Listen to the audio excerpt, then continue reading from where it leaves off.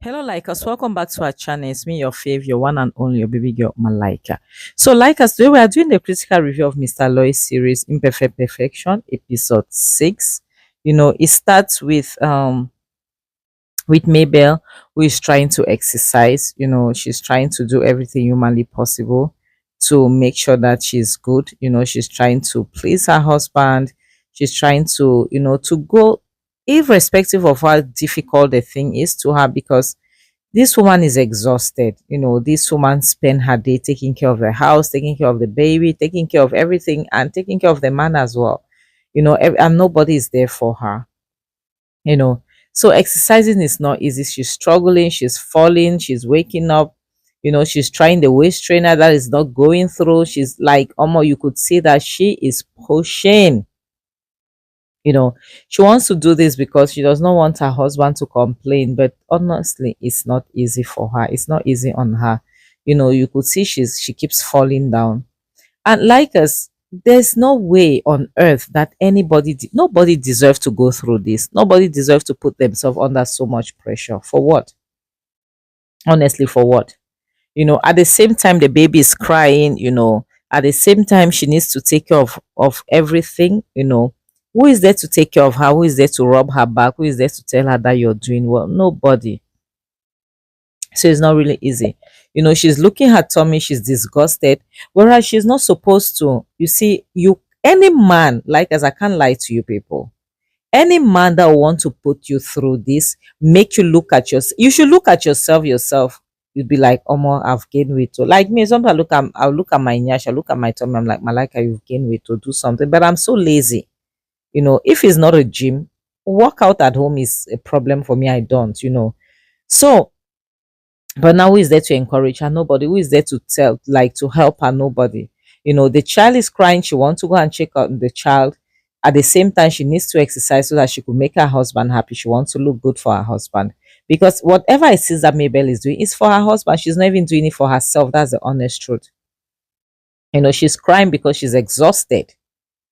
She feels exhausted because she has no help. Her baby is crying. Her baby needs her. Her husband is like, almost at one point she's like, let me go to check on my baby, because the baby was really crying so much. The next thing shows Mabel with sorry, James and Doze, they are eating, and Doze is reminding him about a party that's supposed to take place to take place, like, it's a company dinner, couples company dinner, that workers go with their wives, their spouses, to interact and all the rest. And he's happy, he's excited about it, because they'll have a lot of people of high caliber, from in the society.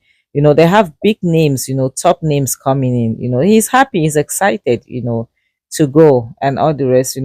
Because Doze will not be going. Doze has another meeting on his own, to be in Abuja and all the rest. So he just wanted to check in so that James, could be, prepare himself for this particular meeting.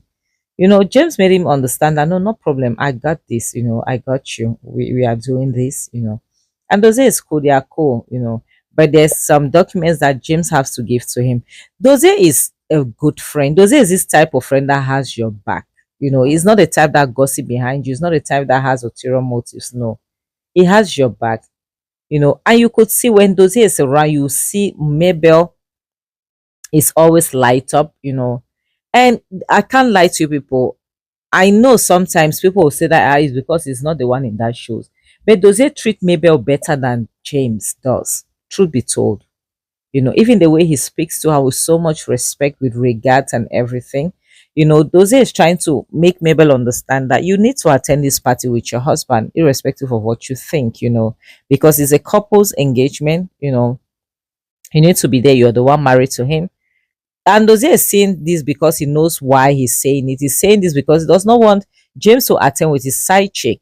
He wants James to attend with his wife. This is a good friend who means well. So he wants maybe to make an effort, to put in effort in doing something about herself, to attend. But she's scared. She's scared because of she doesn't know how her husband is going to react. She doesn't know if her husband is going to accept that she should go with him.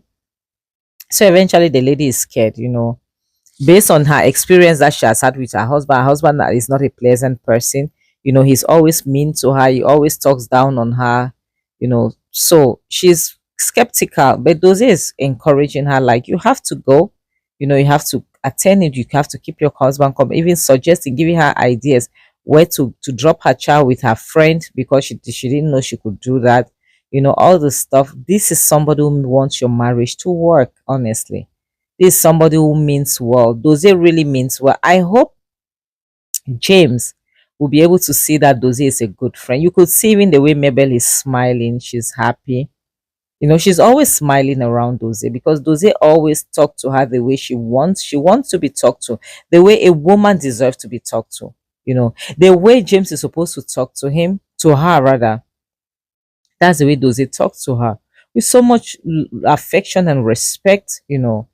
But James does not do that. So the next thing shows James, who just got off the phone with someone, like he's waiting for the person so that they could attend this party together, I guess.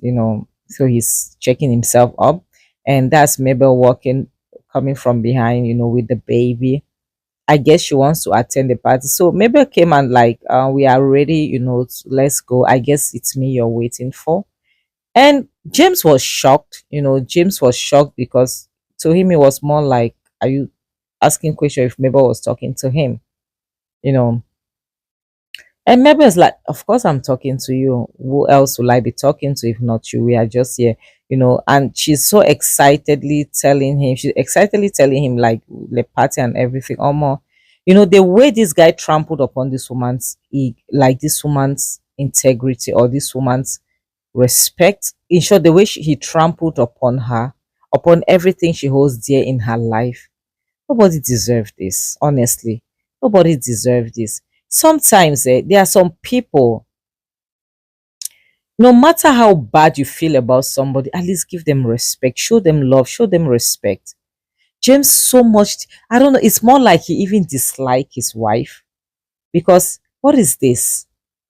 How can you look down on a woman who gave birth for a child, like talking down on her dressing, talking down on how she looks, that she looks like his grandmother, walking around? Where is he going? Where can he go with somebody like her? They talked about her hair, talked about her looks, talked about everything, how her clothes look like they're coming from a pig style, just demoralize her. How can you?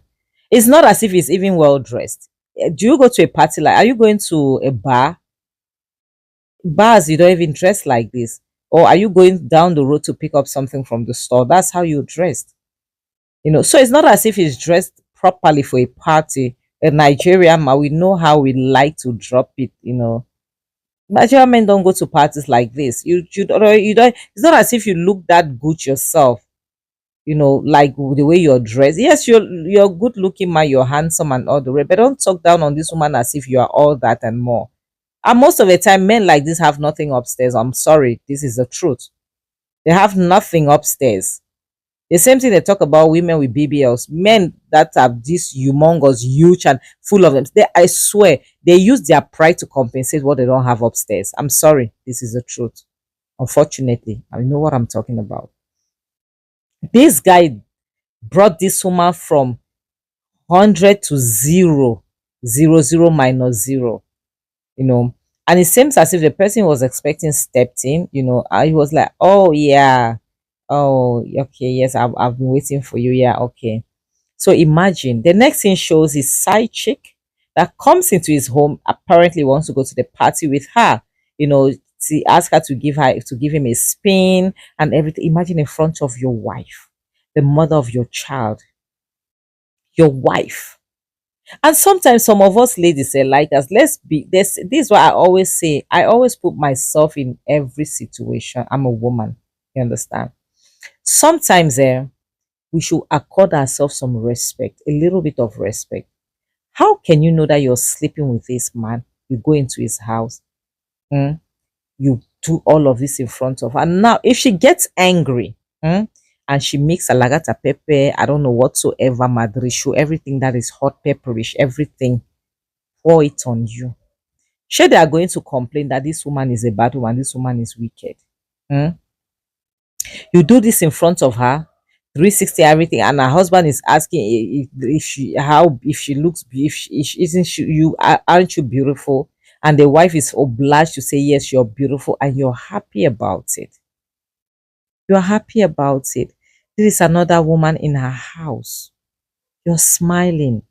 Now, if she decide to redesign your face, she use blades, she use everything she has. Is anybody going to blame her? Of course not. Because this woman sat inside of her house, a matrimonial home, a home that she shares with her husband, taking care of her child, and you step in to walk all over her. And tomorrow, if she does something to you, sometimes us, we look for our own trouble.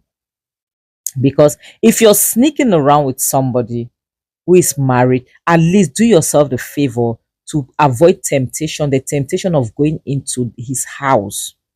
Because only a useless man will do this. A useful man will never want his wife to know that he's cheating. Yes, that's why there is a man that when they will tell the wife that your husband should enter water and come out without being soaked, that my husband cannot cheat on me. Why? Because the man has not given her any reason to suspect him. It's not because he's too good, no. It's because he does things like the proper way. He gives his wife so much respect. He makes her not to think, not to even have an idea. He does all the right things. He doesn't allow his side chicks to call him anytime, especially when with his family. You know, he does things. So it will be difficult to suspect somebody like that because he uses his brain instead of his number three leg. Yes, to think. And you, a woman, you walk into this woman's house like, my love, my people, let's end this video. But one thing I'll say to you people, right? Marriage is a beautiful thing. Being single, spinsterness, singleness, whatsoever, call it any way you want, is not a curse. It's also a beautiful thing, especially if you're happy in your own skin. And there's this thing I always tell people. I'm not a therapist, no doubt, but one thing we should know is that we should learn to be happy with ourselves. We should learn to be our own best friend so that we'll not be seeking for validation from people. If you learn it, that's why I always tell people I couldn't get married in my 20s because in my 20s, I didn't know who I was. I didn't know myself. I was finding my feet. I was finding myself. If I got married that time, 20s, I wanted to club. I wanted to wear the best thing that was out. I was wanted to do fashion and everything. In my 30s now, I'm relaxed. I've beat it, been there, done that. I've done it all. I'm cool. Now I can be in a man's house. I can stay. 20s, I like marriage proposal. I never wanted to get married because I wasn't ready. Because I didn't know. Because in my family, divorce is a taboo. We do not get divorced. Yes. So if you know that you want to get married, be ready to stay in that home. I didn't know myself. So you need to know because to me, Mabel does not know herself. In as much as she's in, I don't know, maybe 40s, she doesn't know herself. Because if she knew herself, she wouldn't be in this situation where you know yourself, where you know your self-worth, where you know that this thing you cannot tolerate. There are things you cannot tolerate. I can tolerate cheating. I know some people will be like, Malika, yes, I will not sit here and say I can tolerate cheating. But the type of you cheat with respect. Because why? If I say I will not tolerate cheating, I'm sorry, but 80% of men cheat. How are you certain that you will not fall among the one that doesn't cheat? Now, one thing I can't tolerate disrespect. Don't try it. I don't care who you are. I don't care. I'll cut you off so fast. Disrespect, because I'm a very respectful person. I don't tolerate disrespect. You understand? So, for you to tolerate all of this, your self-esteem is so low. You have to be your best friend, your own best friend. You have to love yourself. You have to be comfortable enough to be that without people you can live. Nobody is an island, no doubt. But be capable of saying that I can do without you. The only person I cannot do without is God. Yes, I can do with anybody. I can do away with anybody or anything. That's the thing. Okay. So if you're at that level, then you realize that there are a lot of things that you won't need. So marriage is beautiful, but please don't normalize toxicity. It's not cute. Don't normalize. Don't think it's okay. No, it's not okay. Being disrespected in a marriage is not okay. It's not. We should not accept it. So on this note, I have to say bye, guys. I love you guys so much, and happy new month once more. Thank you so much for your support. Bye, guys.